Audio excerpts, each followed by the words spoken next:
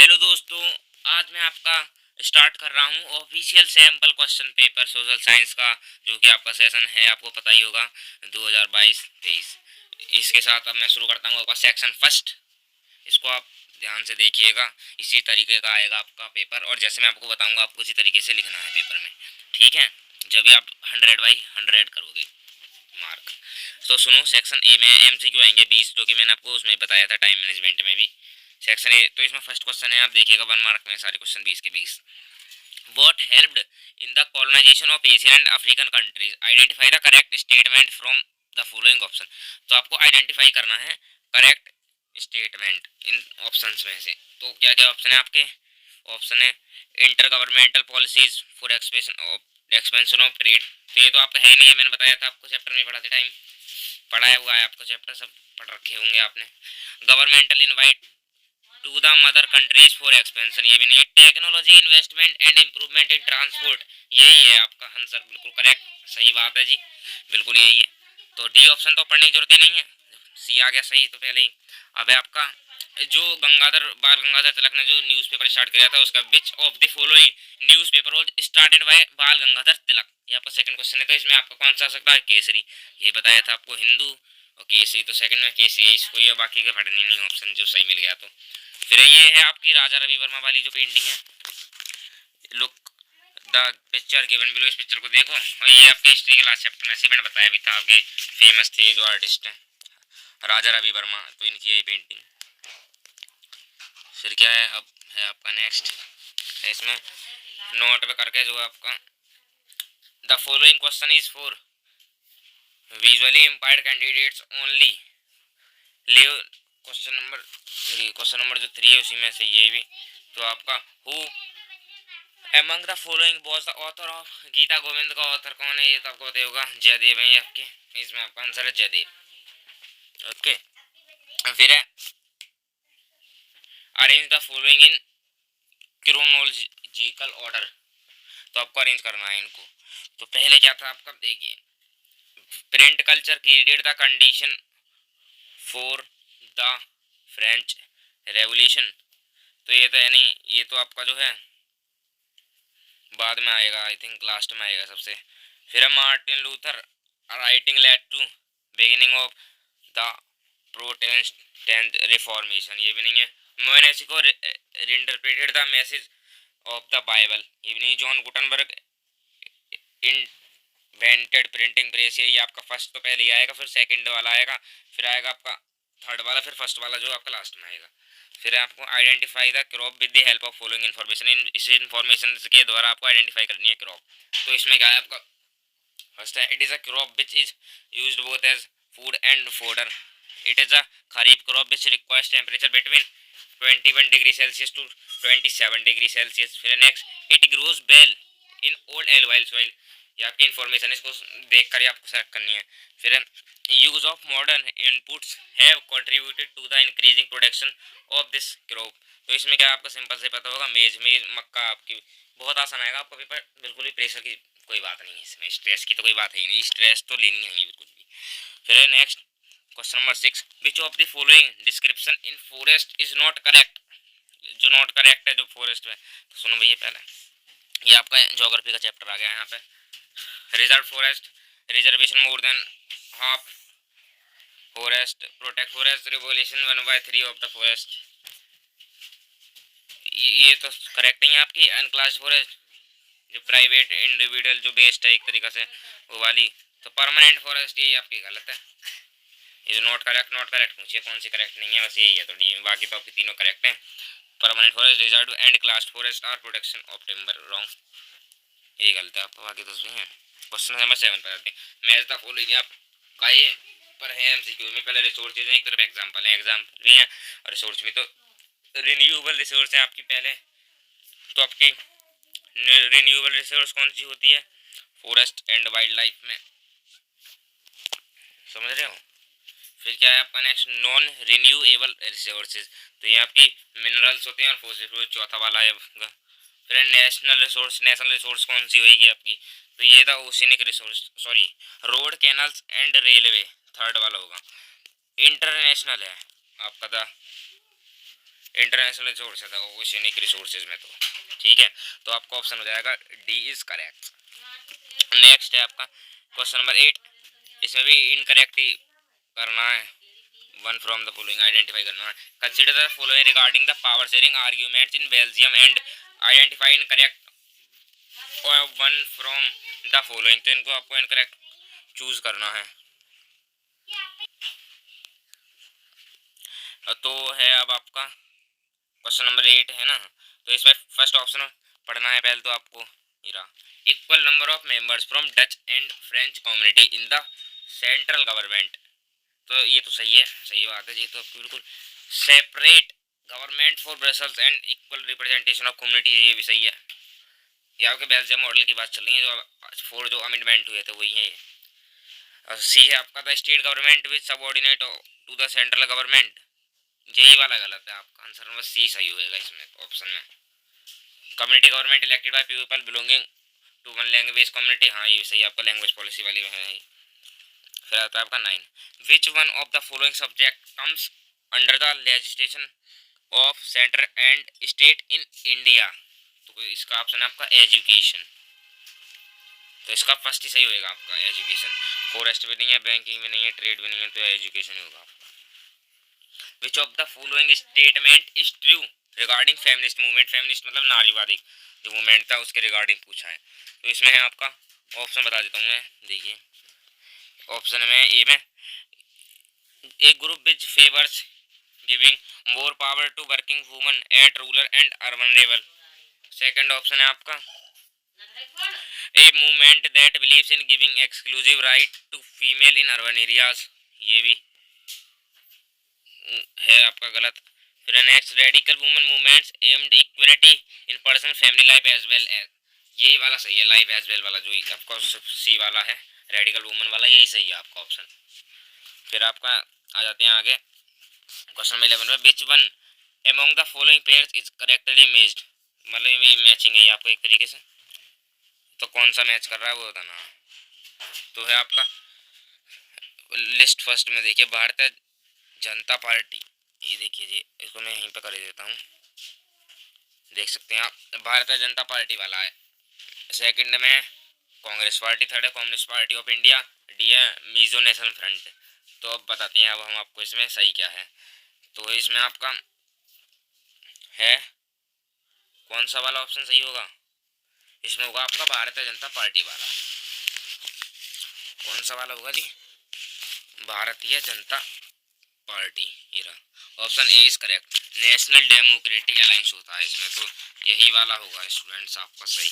दोस्तों आपको समझ में आ रहा होगा मुझे उम्मीद है। फिर आपका 12वां there are two statement marked as assertion and reason mark your as per as course provided below. जो नीचे दिए हैं असर्शन रीजन है आपके स्कूल में बताए होंगे आपके, तो असर्शन सुन लीजिए आप। A democracy is an accountable responsive and legitimate government, reason है आपका। तो रीजन तो आपका करेक्ट हो गया क्योंकि डेमोक्रेसी जो है उसमें ये तीनों गवर्नमेंट होती हैं। रीजन है सॉरी असर्शन आपका सही होगा, रीजन आता है democracies have regular free and fair election and decision making based on norms and procedures.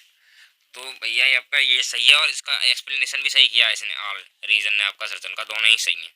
तो होगा आपका option A is correct, both A and R true and R the correct explanation of A. Next third which of the following religions was protected and फॉरेस्टेड by Sri Lankans in their constitution. तो इसमें तो आपका Buddhism है क्योंकि वहाँ पर Buddhism है, आप मैंने बताया था पावर शेयरिंग वाला चैप्टर चल रहा है आपका, बुद्धिज्म है इसमें। Read the given data and find out children of which state has attend maximum elementary school education, इसमें फाइंड करना है। तो आप इस देख लीजिए टेबल को, तो इसमें आपकी बुक में भी एनसीईआरटी में भी इकोनॉमिक्स के फर्स्ट चैप्टर की बात है, देखिएगा। तो इसमें क्या होगा आपका आंसर, क्वेश्चन नंबर 14 है, तो इसका आंसर होगा आपका क्या, केरला। देख लीजिए आप केरला में जो लिटरेसी रेट आपके ज़्यादा है हरियाणा और बिहार के उस पर, और नेट अटेंडेंस रेशियो ज़्यादा है, और इन्फेंट मॉर्टेलिटी रेट कम है, मतलब बहुत 1000 में से 7 ही बच्चे मर रहे हैं। तो ये इसमें ज़्यादा पर कैपिटा इनकम में आपके कम है ये, हरियाणा से। और तो इसमें होगा आपका केरला, केरला होगा आपका करेक्ट आंसर। नेक्स्ट है आपका question number 15, read the following data and select appropriate option from the following. तो इसमें से आपको करना है how much percentage of girls are not attending school. तो ये देख लीजिए आप, ऑप्शन है आपके रे, तो कितनी गर्ल्स नहीं कर पा रही हैं आपके अटेंड, 18%। ऑप्शन आगा आपका 18% जो है वो सही है। Correct answer is 18%। ये देखिए answer number D is correct. Find the odd one out from the following option, find करना है आपको इसमें।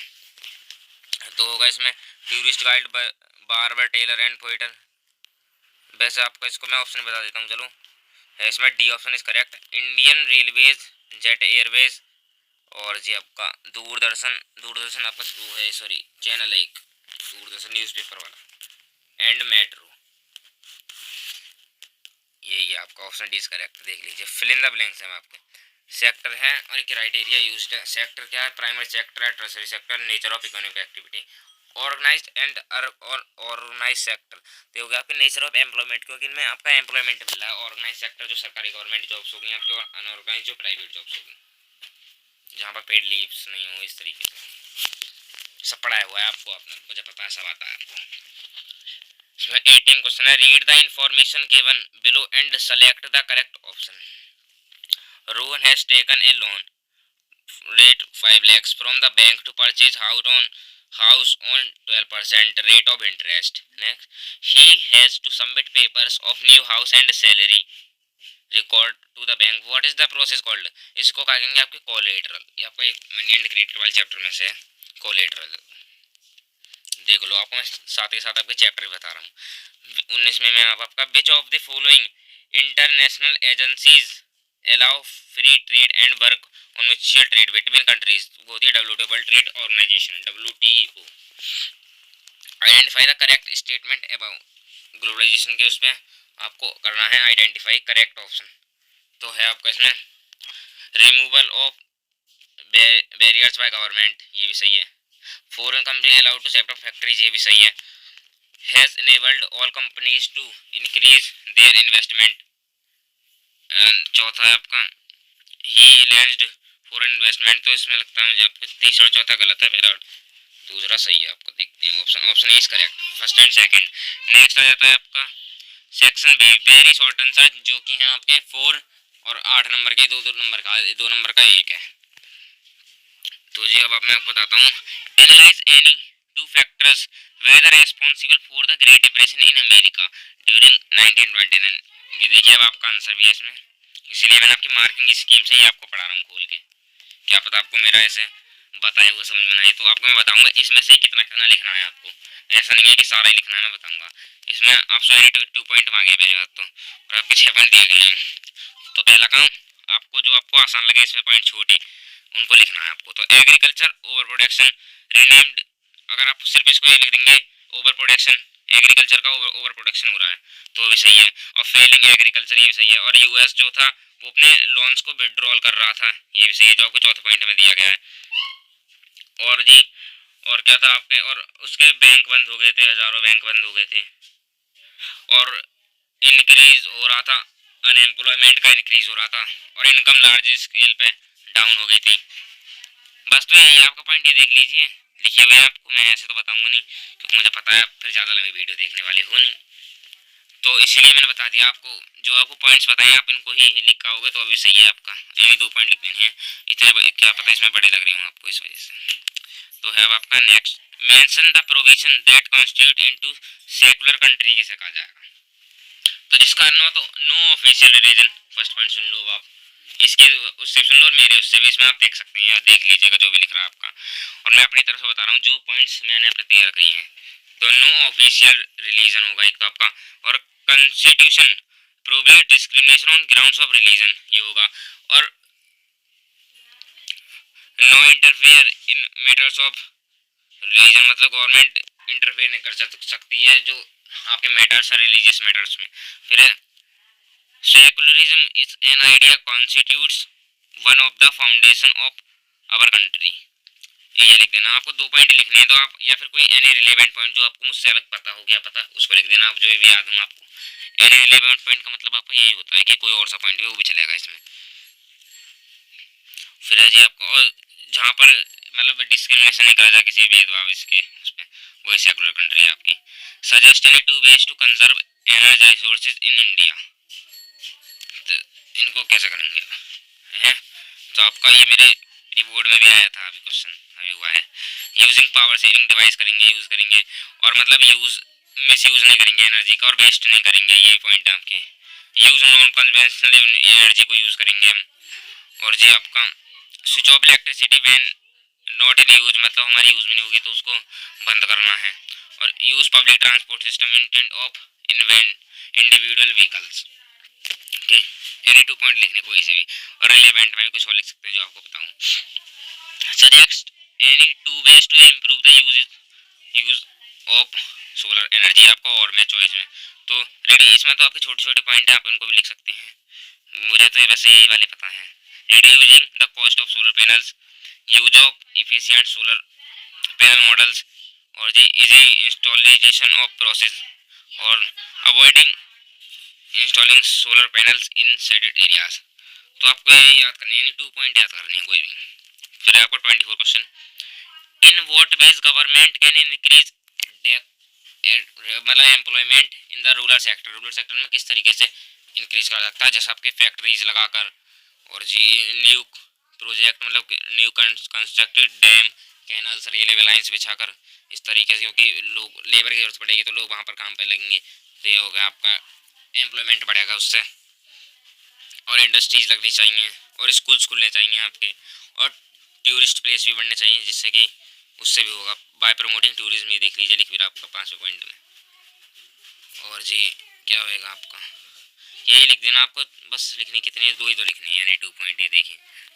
फिर आपका नेक्स्ट सेक्शन सी पे आ जाते हैं हम, short answer based question. Short answer based question पे आ जाते हैं जब हम,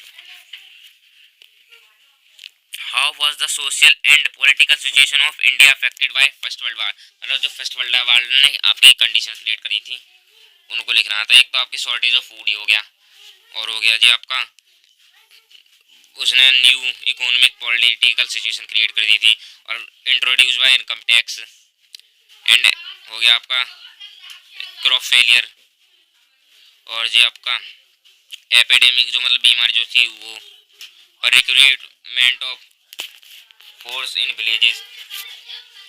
बस आपको इसमें 3 पॉइंट लिख दिए मैंने, कई पॉइंट तो बता दिए आपको, और आप यहाँ पर लिख दिए, और टैक्स जो थे आपके डबल कर दिए गए थे, ये देखिए जो भी है आपका, और देख लीजिए पॉइंट, ये रहा मैंने 2 मिनट के लिए, देखिए आप स्टॉप करके लिख सकते हैं इन पॉइंट्स को।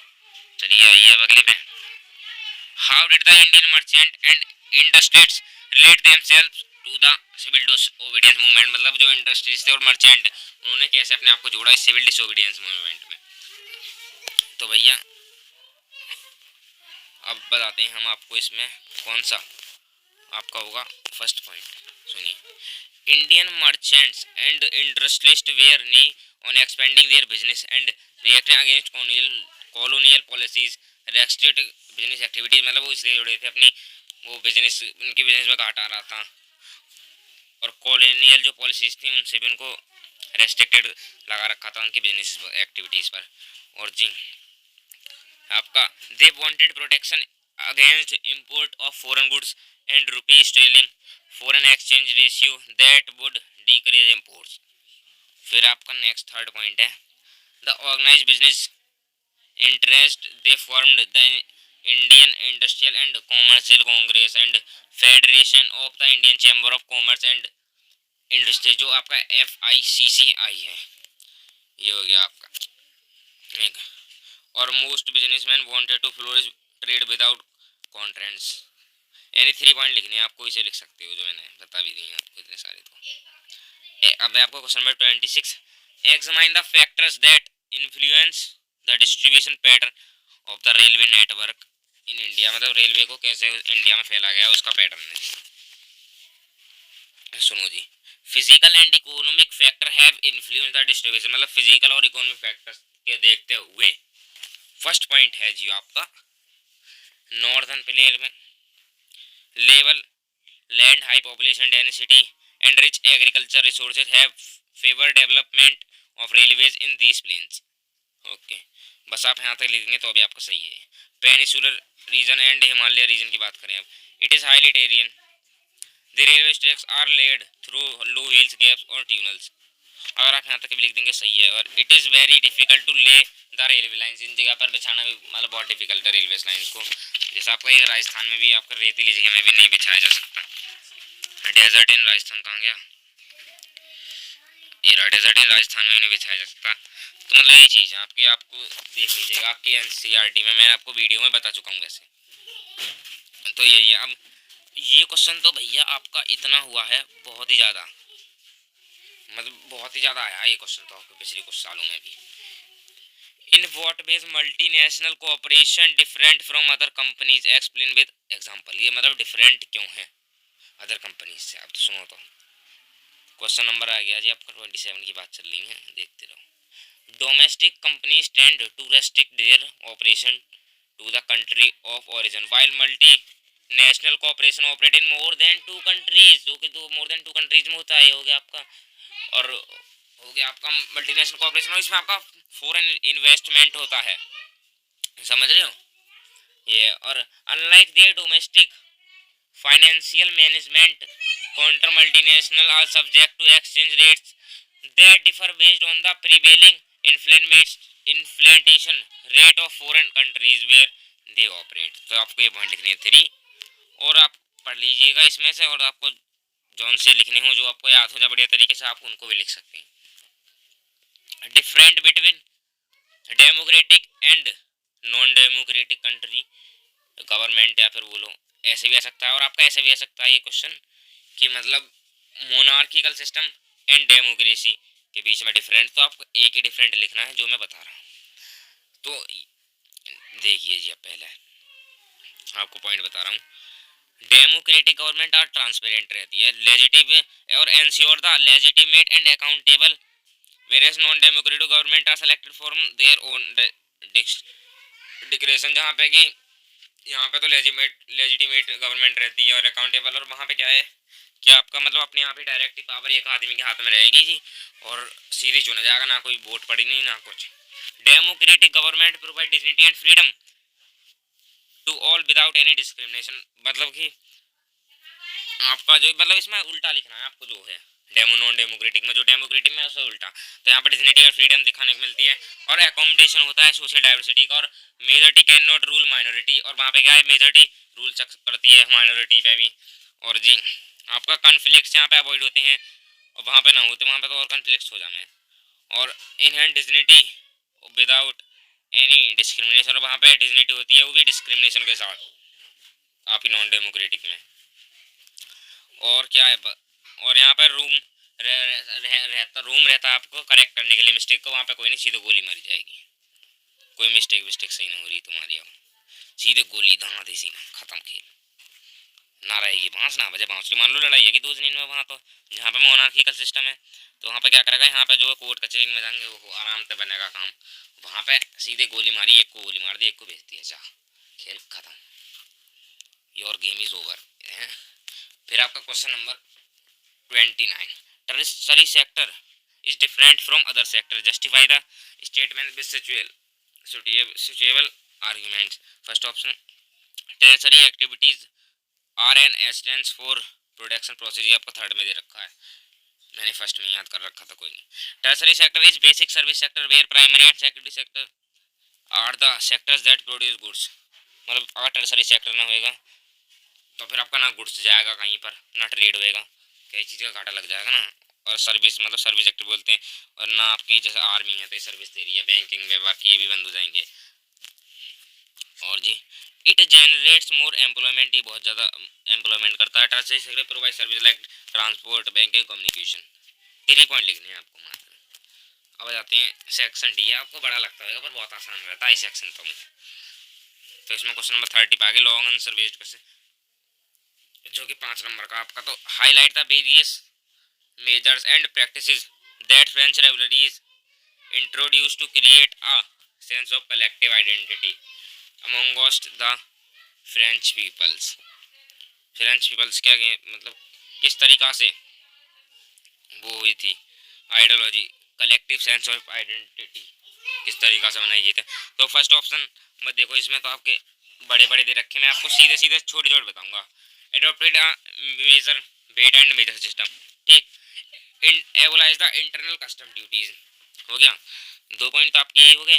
Promotion of French language, new flag of tricolour, uniform laws और exchange of goods and capital one region to another region. देख रहे हो कितने आसान से बता दिए मैंने आपको। कितने पॉइंट लिखने हैं? 5 पॉइंट लिखने हैं। और देख लो इसमें से बता देते हैं, और इसलिए तो मैंने बता ही दिया आपको। और ये आपका आइडिया आप ला पाते रहे। और जो स्टेट जनरल था आपका, उसका रीनेम कर दिया था नेशनल असेंबली में। बस हो गए, आप कितने पॉइंट याद करने हैं बस, और कुछ नहीं करना आपको। इसी तरीके का पेपर आएगा आपको, वहाँ पे डरने की कोई जरूरत नहीं है। Highlight the role of Ottoman Bismarck in making in Germany, ये आपका ओटोमन बिस्मार्क का रोल बताना आपको इसमें।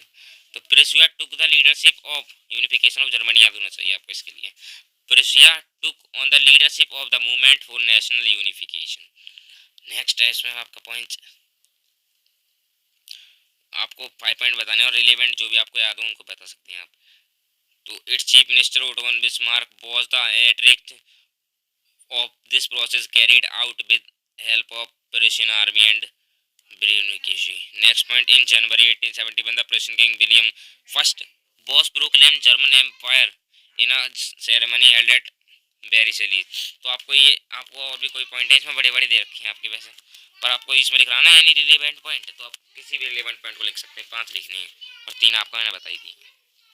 तो अब आ जाते हैं आपका नेक्स्ट क्वेश्चन है, क्वेश्चन नंबर 31 में। Manufacturing sector is considered as the backbone of general and economic development, examine the statement in the context of India. तो आपको बताना है इसको।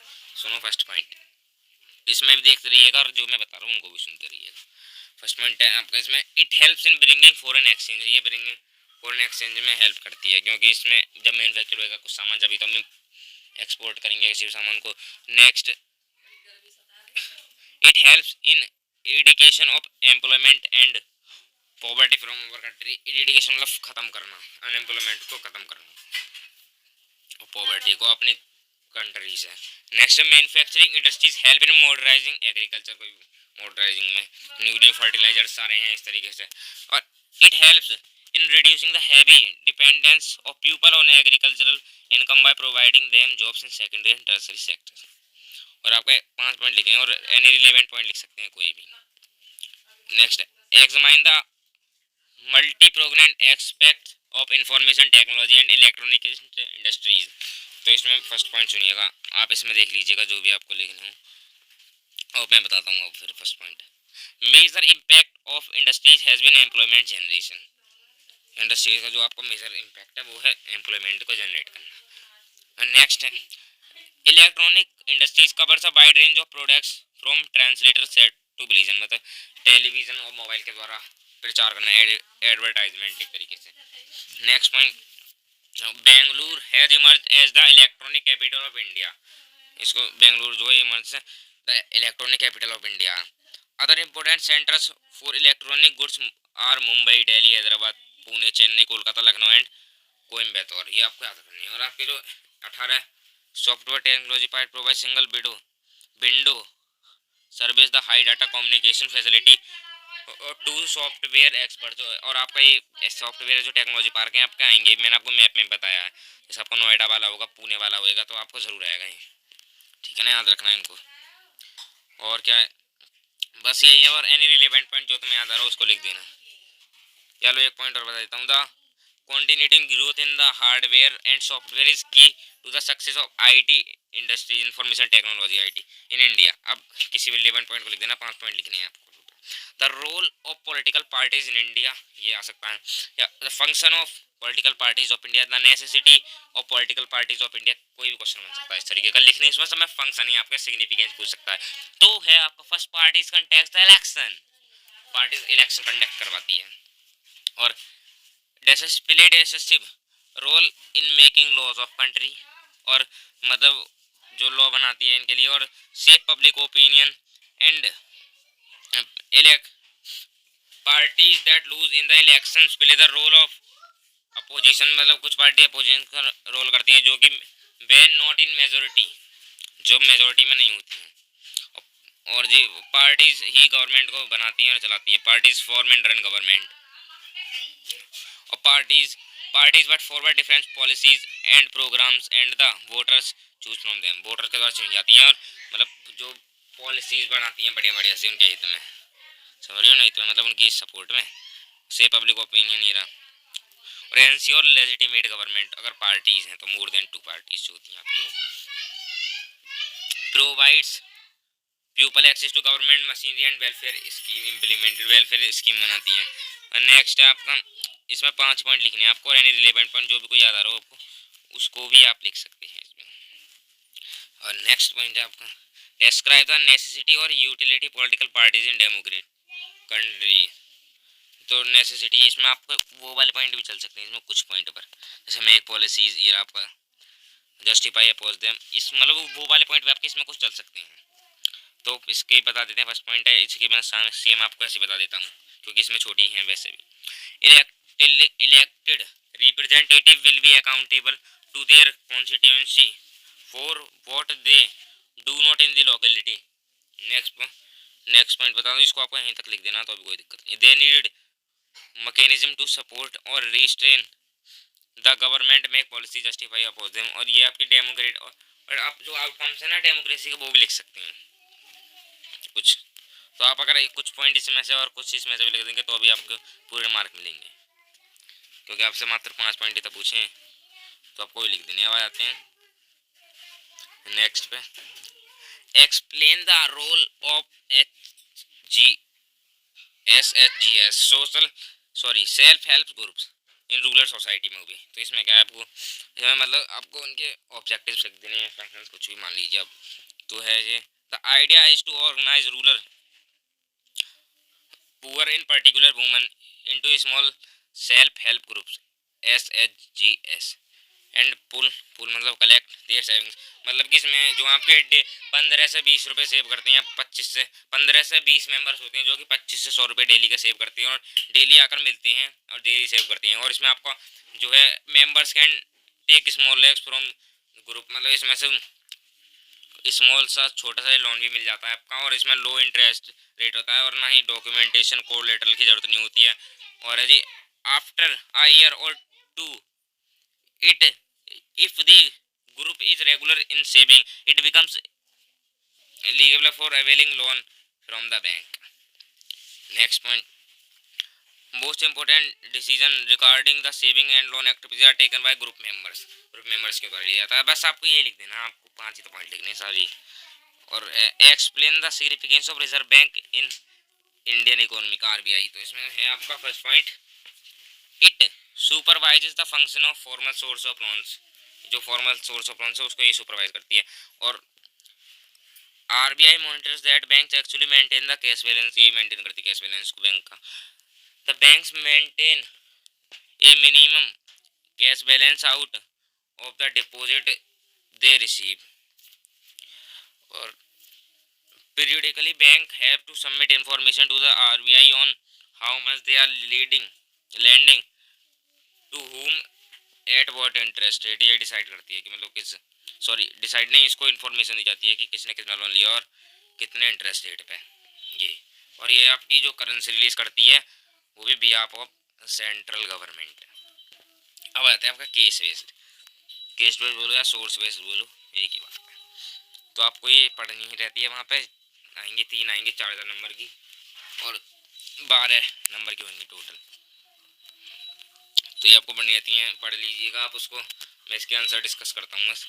Analyse the major factor which led London become an attractive place for the job seekers. तो due to industrial revolution and availability of job opportunities in factories of London, क्योंकि वहाँ पे industrial revolution हो रहा था इसलिए अवेलेबिलिटी थी of jobs opportunities in factories of London. Next option, analyze the reason for the appointment of Will Thorne by Old Kent gas work.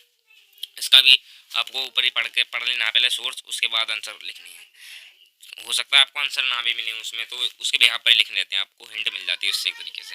तो इसका answer gas work was the seasonal industry they were in need to low wage workers. Next है examine the preferences of hand labour over machine by the industries of the Victorian Britain. तो ये तो आपको history की बात आ गई जी। यहाँ पे मशीन हिस्ट्री का ये पैराग्राफ तो आपका मशीन नीडेड है capital investment, machine were costly difficult to repair, labour was available to low wages में आती है आपकी labour, in seasonal industries only seasonal labour was required. Seasonal industries में आपकी सीजनल ही लेबर चाहिए जो होती है, तो गन्ने का मिल होगा आपका, शुगर केन मिल, इस तरीके से। और एनी अदर रिलेवेंट पॉइंट भी लिख सकते हैं आपको जो कोई और पता हो। फिर आ जाते हैं बीज बचाओ आंदोलन आ गया जी आपका, जो एक आएगा ज्योग्राफी में से आ गई यहाँ पे। तो है फर्स्ट पॉइंट है 35.1 है आपका क्वेश्चन, 35 मार्क, इसलिए 1 पार्ट है इसका 35.1 लिखिए इसको। With what objective Sardar Sarovar dam was built, किस ऑब्जेक्टिव पे? तो to secure power irrigation system, मतलब डैम का जो है वो लिख देनी है आपको, डैम के बारे में, चेक फ्लड इस तरीके से, और क्रिएट मेक हाइड्रो इलेक्ट्रिसिटी इस तरीके से हो गया।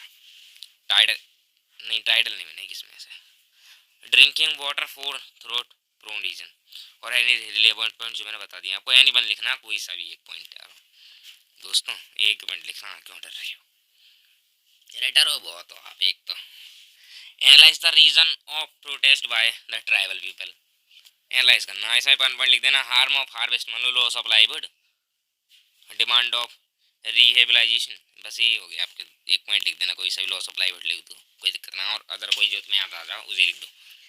फिर आते हैं आपका 35.3, highlight the issues on which same Narmada movement worked on, इसमें 2 पॉइंट लिखने हैं आपको। एनवायरमेंटल इशूज ही होगा एक, तो आपको सिंपल सा ऑफिशियली, ये तो सीधे सेंस वाली बात है, आसान सा ही है। तो to provide tribal the source of livelihood, बस 2 ही लिख दो इनको, कोई दिक्कत नहीं है। अब ज़्यादा 36 जो आपका ये सोर्स है, तो इसमें फर्स्ट 36.1 में पावर शेयरिंग, ये आपका पॉलिटिकल साइंस में से, और एक आएगा ज्योग्राफी में से, इकोनॉमिक्स में से, और रेयर केस में मतलब मिल भी जाता है, और एक हिस्ट्री में से, इन तीनों में से ज़्यादा आता है वैसे। इकोनॉमिक्स में से भी आ सकता है, इकोनॉमिक्स से, पर कोई नहीं, हो जाएगा, आपको मैंने पढ़ाया ना, वीडियो देखो पीछे हैं कुछ वीडियो, जो मतलब कुछ क्या सारी सिलेबस की वीडियो है आपकी। Power sharing is an essential component of democracy, give one example to prove that statement. जो पावर शेयरिंग है वो इसेंशियल है कंपोनेंट ऑफ डेमोक्रेसी, कहाँ जी है, एनी 1 पॉइंट लिख दो कोई। It helps in reducing possibility of conflict between social groups, why power sharing desirable में से भी आ सकता है, इसी तरीके से। और इसमें पॉलिटिकल स्टेबिलिटी होती है, ensure the stability of political order, बस ये लिख देना है और आपका। और क्या है इसमें, और majority can not be rule in minority, बस। How is alliance building an example of power sharing, yes. अब इसमें लिख देना है यहाँ पे पॉलिटिकल आइडियाज आर शेयर, इसमें पॉलिटिकल आइडियाज शेयर हो जाते हैं। और जी वेन 2 और more parties from an alliance to contest election और form run, it called sharing of power बोल देते हैं इसको, बस। 36.3 में how political parties pressure groups and movements help in controlling the influencing those who are in power, तो इसमें 2 point लिखते हैं। Freedom of choice entails competition among the different parties, next such competition ensure the power does not remain in one hand but is shared among different political parties representing different ideologies and social groups, ये लिख देना। और relevant point जो भी तुमको याद आ जा जब पढ़ोगे, जब सोर्स को, तो उसमें आपको और कोई दिख जाए उसको लिख देना। अब यार मैप आपका 5 नंबर का, जो कि मैं जी आपको बता चुका हूँ पहले ही, वीडियो में देख लो, दोनों मैप की वीडियो अलग अलग दे रखी है मैंने आपको, इतना कुछ कर रहे हैं आपके लिए, पर आप मानती नहीं है बात को। सुन लो जी पहले, हाँ। तो 2 नंबर का था हिस्ट्री का, ये तो आगा लो। The Indian National Congress session is the place, 1920 special session भी बोलते हैं इसको, आप सितंबर में हुआ था, इसको ध्यान रख लेना। तो कलकत्ता, कलकत्ता कहाँ जी, देखो आके नीचे को, कहाँ देख रहे हो, कलकत्ता ये रहा आपका, इधर वेस्ट बंगाल में, यहाँ लगा देना आपको कलकत्ता में, वेस्ट बंगाल में आपका कलकत्ता। नेक्स्ट आ गया था place where Mahatma Gandhi broke salt, Dandi, Dandi Gujarat में है, गुजरात में लगा देना, ये देखिए ये लग रहा है आपका, शर्म हो डरो मत यहाँ पे बिल्कुल भी, ये आगा जी। अब है आपका फिर क्या है, on the same outline map India locate the level, यानी 3 पॉइंट करने इन चारों में से कोई से भी।